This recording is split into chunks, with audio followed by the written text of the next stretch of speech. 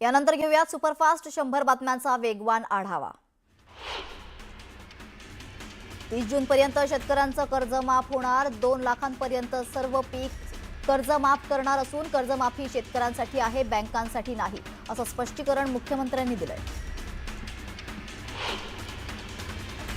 रोहित पवारांनी अरविंद केजरीवाल आणि संजय सिंग यांची भेट घेतली। संसदेत अजित पवारांच्या विमान अपघाताचा मुद्दा उपस्थित करण्याची विनंती रोहित पवारांनी केली आहे। शरद पवारांपेक्षा पार्थ पवारांची संपत्ती अधिक आहे। शरद पवारांकडे 60 कोटी 71 लाखांची तर पार्थ पवारांकडे 88 कोटी 33 लाख रुपयांची मालमत्ता असल्याचं समोर आलंय। निवडणूक आयोगाला सादर केलेल्या प्रतिज्ञापत्रातून हा तपशील समोर आलाय। महाराष्ट्राच्या राजकारणात मी ज्यांच्या सोबत राहतो त्यांना सत्ता मिळते आणि मी ज्यांच्या सोबत राहत नाही त्यांना सत्तेतून बाहेर जावं लागतं, असं विधान करत रामदास आठवलेंनी विरोधकांना टोला लगावलाय। मुंबईच्या महापौरांच्या मतदारसंघात गुजराती भाषेतून मृत्यू नोंदीच्या पावत्यांचं वाटप करण्यात आलंय। याबाबत मनसैनिकांनी आयुक्तांकडे तक्रार केली। कारवाई न केल्यास मनसे स्टाईल आंदोलनाचा इशारा देखील देण्यात आलाय। अकोल्यात काँग्रेस नेते कपिल रावदेव यांनी काँग्रेसमधील सदस्यत्वाचा राजीनामा दिलाय। स्वीकृत नगरसेवकपदी निवड न झाल्यानं नाराजी व्यक्त करत त्यांनी राजीनामा दिलाय, तर आत्मसन्मान मिळणाऱ्या पक्षात प्रवेश करणार असल्याचंही त्यांनी म्हटलंय। विखे पाटलांच्या निकटवर्तीय नगरसेवकाला पिस्तुलाचा धाक दाखवून जीवे मारण्याची धमकी देण्यात आली आहे। अहिल्यानगर जिल्ह्यातील राहाता शहरात हा प्रकार घडलाय। भाजपचे नगरसेवक दशरथ तुपे यांना जीवे मारण्याची धमकी देण्यात आल्याने खळबळ माजली आहे।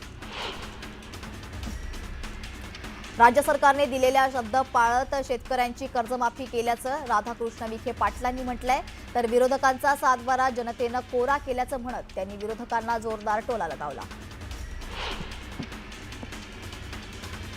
काँग्रेस प्रदेशाध्यक्ष हर्षवर्धन सपकाळ यांच्या नेतृत्वात कळमनुरी ते हिंगोलीपर्यंत काँग्रेसकडून 9 मार्च रोजी संघर्ष पदयात्रेला सुरुवात होणार आहे। शेतकऱ्यांच्या विविध प्रश्नांसाठी 18 किलोमीटरची संघर्ष पदयात्रा काढण्यात येणार आहे। अमरावतीच्या वेदर्भी महोत्सवाला चंद्रशेखर बावनकुळेंनी पाणीपुरी आणि भेळचा आस्वाद घेतला। वेदर्भी या महोत्सवात महिला बचत गटांनी खाद्यपदार्थांचे स्टॉल मांडले होते।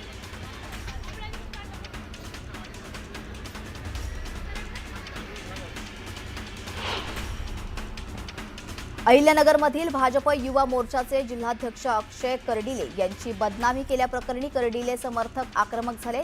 जिल्हा पोलीस अधीक्षकांना निवेदन देत कारवाईची मागणी करण्यात आली आहे। व्यावसायिक सिलेंडरच्या दरात 115 रुपयांची वाढ झाली आहे। अमेरिका, इस्रायल आणि इराणमधील संघर्षाच्या पार्श्वभूमीवर भारतात महागाईचा भडका उडाला असून दरवाढीचा थेट परिणाम व्यवसायांवर होतो। नागरिकांमध्ये भीतीचं वातावरण तयार करू नये। युद्धाची जी परिस्थिती आहे ती केंद्र सरकार हाताळतंय, असं म्हणत गॅस दरवाढ आणि पुरवठ्याच्या मुद्द्यावर मुख्यमंत्री देवेंद्र फडणवीसांनी उत्तर दिलंय। इराणमधील युद्धाच्या झळा भारतातही दिसू लागल्यात। घरगुती गॅस सिलेंडर 60 रुपयांनी महागला असून व्यावसायिक गॅस सिलेंडर वितरणावर बंदी घालण्यात आली आहे। मात्र रुग्णालयांमध्ये व्यावसायिक गॅस सिलेंडरची गरज पडत असल्याने सिलेंडर घ्यायचे की नाही असा प्रश्न वितरकांना पडलाय। सचिन जाधववर आत्महत्या प्रकरणातील आरोपी प्रदीप फाटेला न्यायालयीन कोठडी सुनावण्यात आली आहे। 3 दिवसाच्या पोलीस कोठडीनंतर आता प्रदीप फाटेची बीड जिल्हा कारागृहात रवानगी करण्यात आली आहे। मुंब्रा कौसा परिसरातील सोशल मीडिया इन्फ्लुएन्सर बाबा खानच्या घराबाहेर गोळीबार करण्यात आलाय। आरोपीला पकडायला गेलेल्या पोलिसांवरही गोळीबार झालाय। या प्रकरणी 2 आरोपींना अटक करण्यात आली आहे। रोहित शेट्टींच्या घरावरील गोळीबार प्रकरणी प्रवीण लोणकरला मुंबई पोलिसांच्या गुन्हे शाखेनं ताब्यात घेतलंय। लोणकरला 16 मार्चपर्यंत गुन्हे शाखेकडे कोठडीत ठेवण्यात येणार आहे। पिंपरी चिंचवडमध्ये PMRDA कडून शेतकऱ्यांना दिल्या जाणाऱ्या परताव्याच्या भूखंड वाटपात घोळ होत असल्याचा प्रकार न्यूज 18 मराठीने समोर आणला होता। याची दखल घेत पुणे महानगरपालिकेचे आयुक्त योगेश म्हसे यांनी संबंधितांना नोटीस बजावत भूखंड रद्द करण्यासाठीची कारवाई सुरू केली आहे। काँग्रेस प्रदेशाध्यक्ष हर्षवर्धन सपकाळ यांच्या नेतृत्वात कळमनुरी ते हिंगोलीपर्यंत काँग्रेसकडून 9 मार्च रोजी संघर्ष पदयात्रेला सुरुवात होणार आहे। शेतकऱ्यांच्या विविध प्रश्नांसाठी 18 किलोमीटरची संघर्ष पदयात्रा काढण्यात येणार आहे।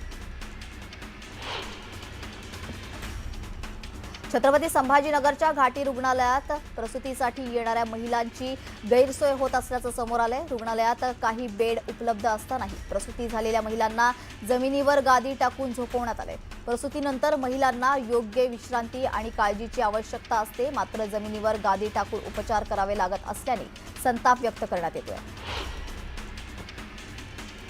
अमरावतीच्या विभागीय संदर्भ सेवा रुग्णालयात गेल्या 8 महिन्यांपासून MRI मशीन धूळ खात पडू नये, त्यामुळे सर्वसामान्य रुग्णांवर खासगी रुग्णालयात MRI तपासणी करण्याची वेळ आली आहे। दरम्यान तातडीनं मशीन सुरू करण्याची मागणी रुग्णांकडून करण्यात येते। अमरावतीच्या माडीत गाव मुक्काम आणि शिवार फेरी हा उपक्रम राबवला जातोय। गावातील समस्या अधिकाऱ्यांमार्फत गावातच सोडवल्या जाणार आहेत। प्रशासकीय कामात पारदर्शकता आणण्यासाठी आणि ग्रामीण भागातील समस्यांचे जागीच निराकरण करण्यासाठी पालकमंत्री बावनकुळेंच्या संकल्पनेतून हा उपक्रम राबवला जातोय। उल्हासनगरच्या एकता नगर परिसरात अतिक्रमण कारवाई विरोधात नागरिक संतप्त झालेत। शिव मंदिर परिसरातील कॉरिडॉरच्या कामासाठी अतिक्रमण हटवलं जात आहे। या कारवाईला रहिवाशांनी विरोध केलाय। कर्जत श्रीगोंदा महामार्गावर अहिल्यानगर जिल्ह्यातल्या कोंभळी या फाटा चौकात भीषण अपघात झालाय। कार आणि दुचाकीच्या धडकेत दुचाकीवरील तरुणाचा जागीच मृत्यू झालाय। मुंबई गोवा महामार्गावर रत्नागिरी जिल्ह्यातल्या भरणे नाक्यावर कार आणि दुचाकीचा समोरासमोर धडक झाली। या अपघातात 3 तरुण गंभीर जखमी झाले। जळगाव शहरात अवैध शस्त्रांची विक्री करणाऱ्या टोळीचा जिल्हापेठ पोलिसांनी पर्दाफाश केलाय। कारवाईत 6 आरोपींना अटक करण्यात आली आहे। आरोपींकडून 8 गावठी पिस्तुलांसह 10 जिवंत काडतुसे आणि दुचाकी जप्त करण्यात आल्या।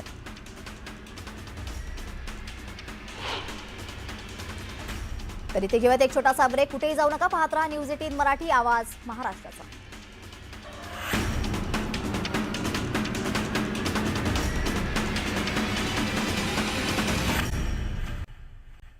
ब्रेकनंतर पाहूया सुपरफास्ट 100 बातम्या। रत्नागिरी जिल्ह्यातील केळशी येथे छत्रपती शिवाजी महाराज महाराजस्व समाधान शिबिर आयोजित करण्यात आलं होतं। नागरिकांनी या शिबिराला उत्स्फूर्त प्रतिसाद दिला। पुणे जिल्ह्याच्या मावळ तालुक्यात बैलगाडा शर्यतीचं आयोजन करण्यात आलं होतं। हिंदकेसरी लक्षा बैलाच्या वाढदिवसानिमित्त कारला एकविरीच्या वेहर गावात या स्पर्धेचं आयोजन करण्यात आलं होतं। या स्पर्धेत सुमारे 150 बैलगाडा मालकांनी सहभाग घेतल्याचं पाहायला मिळालं। अतिशय चुरशीच्या अशा शर्यतीत माऊली हरण्या या बैलजोडीनं घाटाचा राजा हा मानाचा किताब पटकावला। नांदेड जिल्ह्यातील माहूर शहरातील सुफी संत बाबा सोनापीर दर्गा इथल्या उर्साला सुरुवात झाली आहे। हजारो भक्तांच्या उपस्थितीत बाबा सोनापीर दर्गामधील मजारवर संदलसह पवित्र चादर अर्पण करण्यात आली।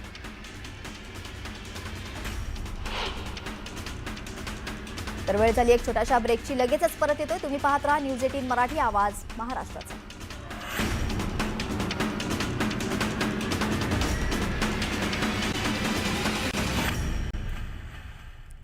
ब्रेकनंतर पाहूयात सुपरफास्ट 100 बातम्या। 3 दिवसापूर्वी आसाममध्ये झालेल्या सुखोई विमानाच्या दुर्घटनेत फ्लाईट लेफ्टनंट पूर्वेश दुरुकर यांचं निधन झालंय। तर भावपूर्ण वातावरणात पूर्वेश दुरुकर यांना अखेरचा निरोप देण्यात आलाय। मानेवाडा स्मशानभूमीत शासकीय इतमामात दुरुकर यांच्या पार्थिवावर अंत्यसंस्कार करण्यात आले।